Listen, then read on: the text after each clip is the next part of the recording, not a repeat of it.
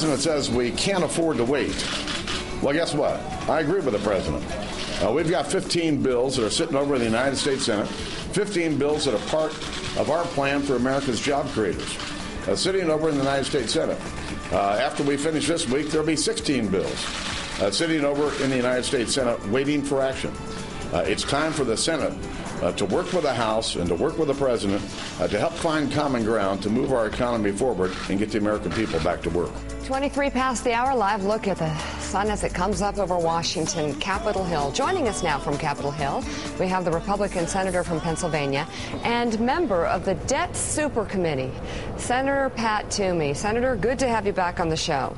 Thanks, Micah. Nice to see you guys. So the Debt Super Committee is about a month away from its deadline, and I'm sure it's all worked out. Everything's good. You guys have figured it out, and you've come together, right? With a bright red bow, it's all tied up, and it's just terrific. Not quite. We're not quite there yet. Not We've still got some work to do. What does not quite mean? That means we're going to be meeting almost daily, long hours. There's still work to be done. So, like, not quite as in nobody agrees and nothing's going to come out of it, or where are we making progress? I didn't say that. Now, listen, I'm not going to divulge everything that's happening in these discussions, but there has been progress. There are very substantive discussions going on virtually every day, and I remain cautiously optimistic that we'll reach an agreement. So, Joe, Senator Pat Toomey says that because the Debt Super Committee is about a month away from their deadline, that they're not quite there yet. Yeah. But they're doing well. What's your point? Well, I'm just saying, it looks like they might have the answers to all of the problems in terms of debt spending. They have to raise revenue. Maybe not all of the problems. The two big issues are obviously, Senator, entitlements in the long run and tax reform. How are we moving on those fronts? It's, as I say, it's a topic of discussion every day. I mean, we know, broadly speaking, what needs to be done, and it's a question of whether there's the political will to do it. As I say, I'm hopeful that we'll get there. How do we grow jobs in Pennsylvania and across the rest of America? It's not simply what Paul Krugman would suggest, which is, another $1 trillion or $2 trillion in stimulus spending, and it's not what Club for Growth would suggest, and a couple $1 trillion in tax cuts. It's not that simple, and you know it when you go from town to town in Pennsylvania that's suffering. How do we get the jobs back to central Pennsylvania? How do we get the jobs back to middle America? Okay, I think the answer is we create an environment where it makes sense and it's reassuring to risk capital, where it makes sense for a small business to expand, for a small business to launch, for an existing business, even a large business, to grow. And we have not created that environment here. We have so much uncertainty because we have a massively unsustainable deficit, a trajectory that absolutely is guaranteed to collapse if we stay on this path. We have a threat of huge across-the-board tax increases. We've layered on all unprecedented levels of new regulations. But Pat, over the past decade, we've had massive tax cuts. And even in the 1990s, we fought for tax cuts when Bill Clinton was president. And you see where we got to in 2008. Just simply cutting tax cuts and cutting regulations are not going to cure America's ills any more than a $1 trillion stimulus program. Joe, if we would simplify the tax codes, I prefer the individual and the corporate side, but there seems to be increasing consensus about the corporate side, for instance. So for just a moment, we have all kinds of wrong incentives. We have the second highest marginal corporate tax rate in the industrial world. We create a huge incentive to keep your money overseas. If we simplified this, we could lower marginal rates. Easily we could get to 25%. Perhaps we could get lower than that.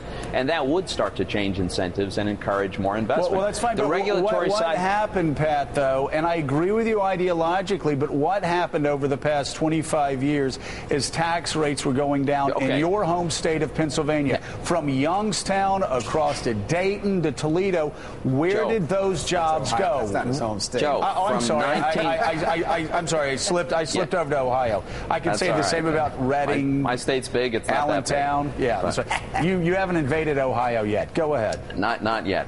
Joe, from 1980 2003 to 2007 was the most prosperous 25 years in the history of the world.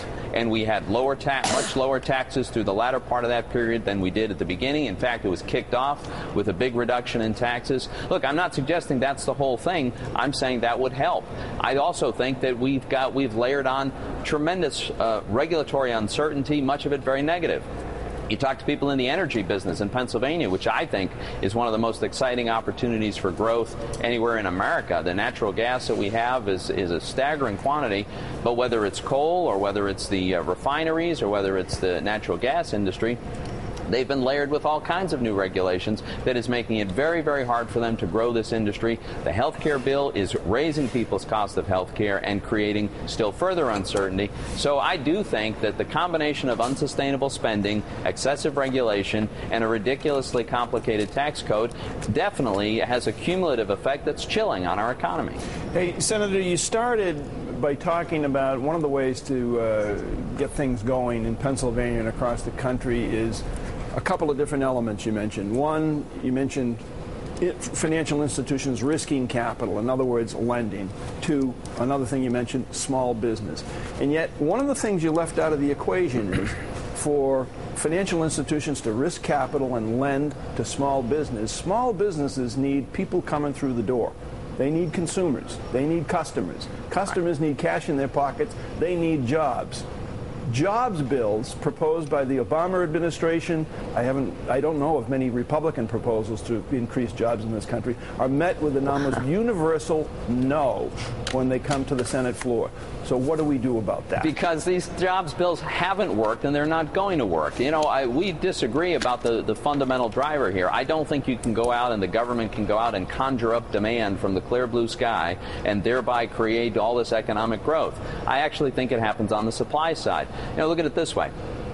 You know, there's unlimited demand. There's always infinite demand. Everybody wants a newer car, a better house, more appliances, services that they can't afford. The challenge is, and this is the fundamental challenge of economics, how can we provide those services and products at a price that people can afford? And that's the supply side. And so when you start layering on these huge regulatory burdens, for instance, as additional costs, you separate supply from the demand that's out there. I think it'd be better to focus on lowering that cost than finding ways to hand out money that haven't worked so far.